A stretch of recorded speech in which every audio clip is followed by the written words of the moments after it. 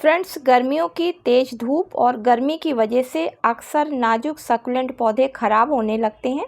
लेकिन अगर इनकी सही से देखभाल और समय पर इनको फर्टिलाइज़र मिल जाए तो फिर ये पौधे न केवल ख़राब होते हैं बल्कि पूरी गर्मी हरे भरे भी बने रहते हैं। तो आज के वीडियो में मैं आप लोगों के साथ में शेयर करूँगी कि सकुलेंट पौधों को गर्मियों में ख़राब होने से बचाने के क्या आसान तरीके हैं, कौन सी खाद आपको कब और कितनी मात्रा में देनी है, साथ ही साथ पौधों को लगाते समय इनके लिए सॉइल मिक्सचर किस तरीके से आपको तैयार करनी है और सकुलेंट पौधों को पानी देने का सही तरीका क्या होता है।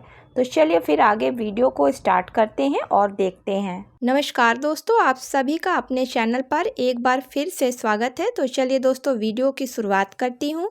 फ्रेंड्स, जितने भी सकुलेंट्स पौधे होते हैं वो सभी इंडोर और आउटडोर पौधों से काफ़ी अलग होते हैं। जितने भी सकुलेंट्स पौधे होते हैं वो सब रेगिस्तान यानी कि डिज़र्ट के पौधे कहलाते हैं और ये बहुत कम पानी मिलने पर भी बहुत अच्छी तरीके से ग्रोथ करते रहते हैं। इन पौधों को किसी भी चीज़ की ज़्यादा ज़रूरत नहीं पड़ती है, ना तो फर्टिलाइज़र की और ना ही इनको पानी मिट्टी की ज़रूरत पड़ती है। फिर भी कुछ बातों का अगर ध्यान रखा जाता है तो ये पौधे काफ़ी अच्छी तरीके से ग्रोथ करते हैं। तो फ्रेंड्स, अगर आप लोग चाहते हैं कि हमारे सकुलेंट्स प्लांट काफ़ी हरे भरे और घने रहें तो उसके लिए कुछ बातों का आपको ध्यान देना होगा। तो अगर सबसे पहले गमले की बात करें तो इन पौधों की जड़ें बहुत नीचे की तरफ नहीं जाती हैं, इसलिए इनको ज़्यादा बड़े और गहरे गमलों की ज़रूरत नहीं होती है। तो जब भी आप इन पौधों को अपने घर में लगाएं तो उसके लिए बड़े गमले ना लेकर छोटे गमले लें और ज़्यादा गहरे गमले ना लें। इसके अलावा जितने भी सकुलेंट्स प्लांट होते हैं सभी को ऐसी पॉटिंग मिक्सचर चाहिए होती है जिसमें कि एयर अच्छी तरीके से इनकी रूट्स तक पहुंच सके। इसलिए फ्रेंड्स, जब भी इनके लिए आप मिट्टी को तैयार करें तो उसमें बालू, परलाइट या फिर कोकोपीट ज़रूर मिट्टी में मिलाएं, तभी इन पौधों को लगाएं। अगर इस तरीके से आप पौधे लगाते हैं तो आपके पौधे बहुत अच्छी तरीके से ग्रोथ करेंगे। जितने भी सकुलेंट कैटेगरी के पौधे होते हैं उन सभी को पानी की बहुत कम ज़रूरत पड़ती है क्योंकि इनके तने मोटे होते हैं और इनकी पत्तियां भी गद्देदार मोटी होती हैं और उनमें पानी स्टोर रहता है, इसलिए ये अपनी ज़रूरत के हिसाब से इनसे पानी लेते रहते हैं।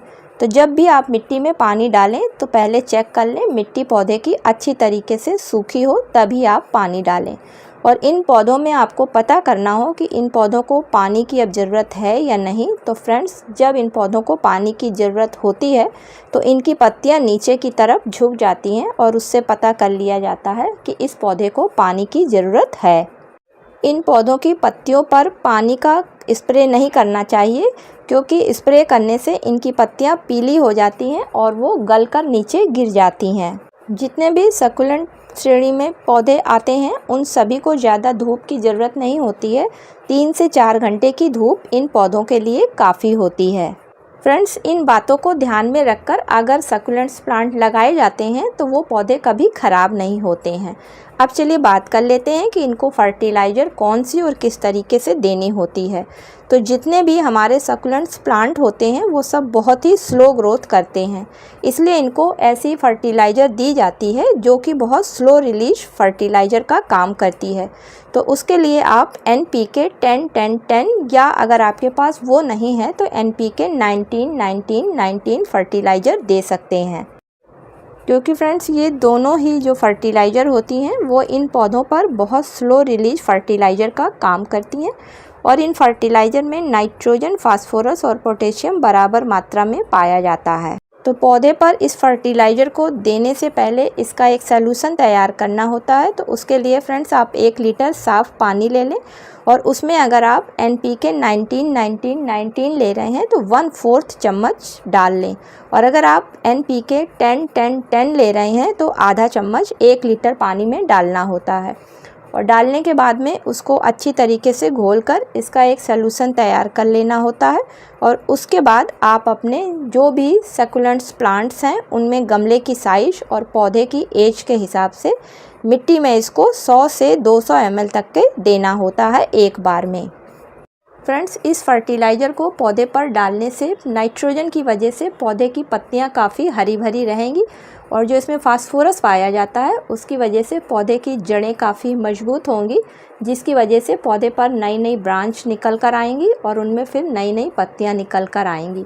और जो इसमें पोटेशियम है उसकी वजह से पौधे की जड़ों में और पौधे पर किसी तरीके की बीमारी नहीं लगेगी, जिसकी वजह से वो पौधा पूरी तरीके से स्वस्थ बना रहेगा।